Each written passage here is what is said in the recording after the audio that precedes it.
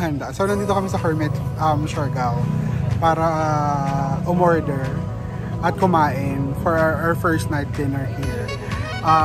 Sadyang one. Hi, thank you very much for clicking on my video. Hindi ko lang kung narinig niyo ko. My name is Maki and dito naman tayo sa airport. Ngayon nandito tayo sa 25C na gate. Normally sa 26C yung Pakagayan, yung lahat ng mga flights ko. But for now, we're at 25C.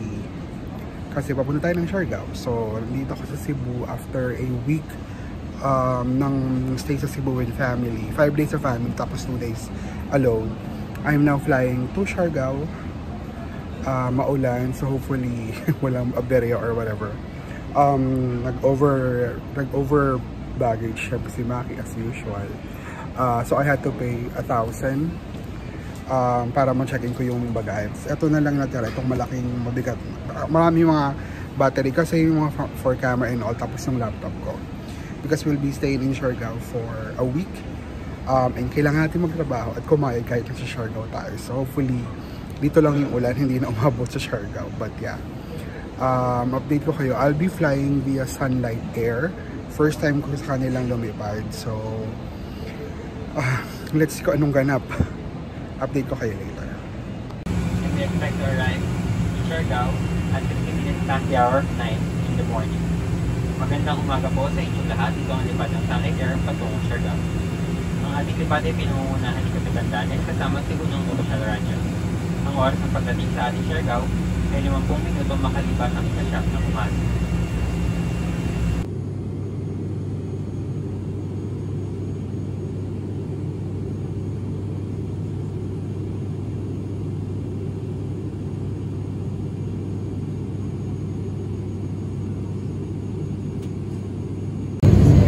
May pa-complimentary banana chips and orange juice nila. Pwede rin coffee. Mas pwede rin iced tea. So, your choice.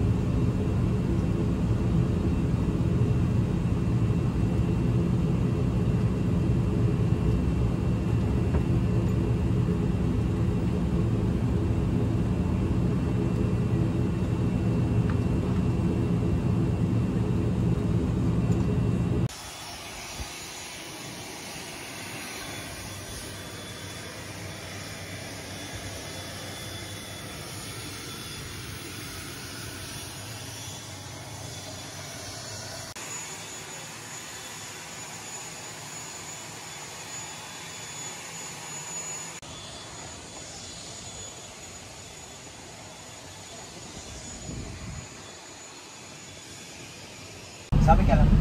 Thank you po. Ayan, hi, andito na ako sa Siargao. Yung in-arrange na na van nung villa na istaya namin, hindi dumating. Apparently fiesta daw, tapos hindi napunta. Good thing merong isang van na kumuha, sabi ko okay lang naman daw.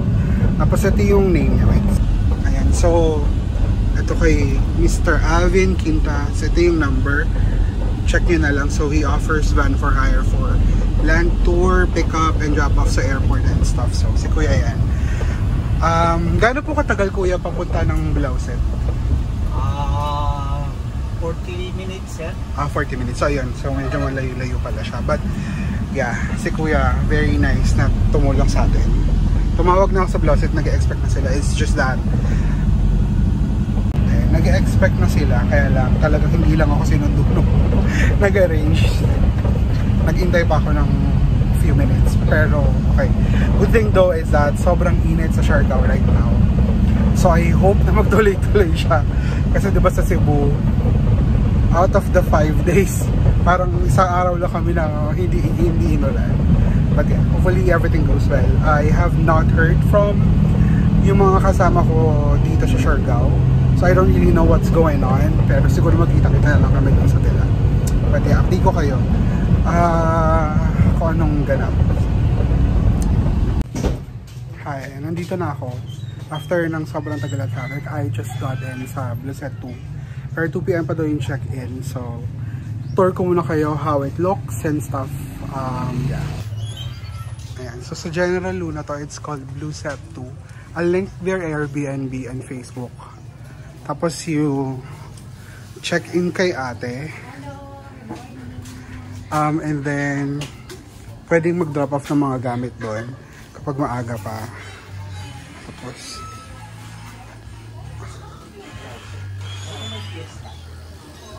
ito yung lugar. I don't know exactly where we're staying. Pero marami pala siya mga parang villa-villa. But yeah, mayroon siyang pool. Tapos, yeah. Ito yung itsura niya. We should be able to see what's inside later.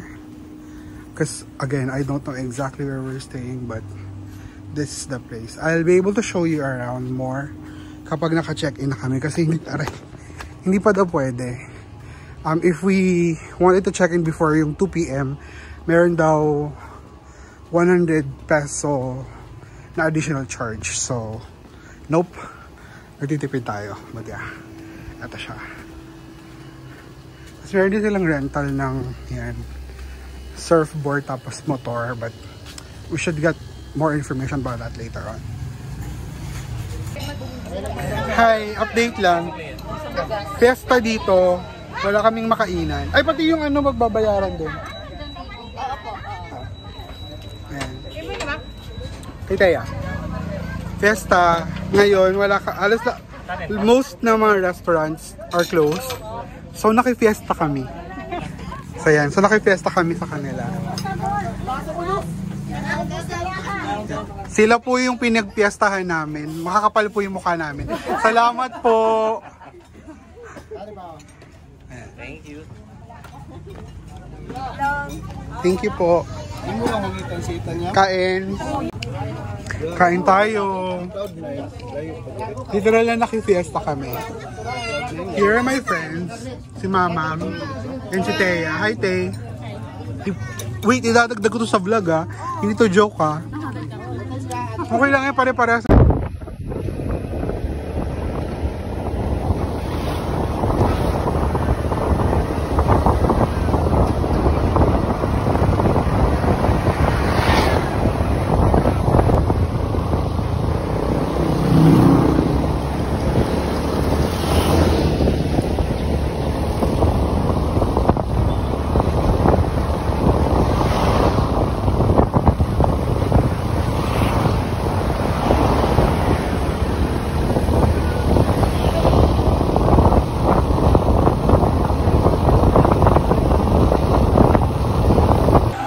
Nandito kami sa Pure Gold para mamili ng stock namin for the entire stay. So, ayan yung nabili namin sa Kayun. Ayan. Marami-rami kami kaya okay na yan for the next 6 days. So, nakatapos na kami. Meron pang kulang. Sobra. Ayan.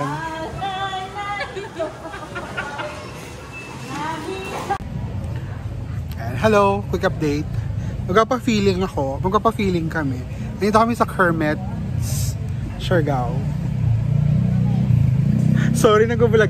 Yan, nagugulat sila na nabigla ako nag-vlog. hindi sila handa. So, nandito kami sa Kermit, Siargao para umorder at kumain for our first night dinner here.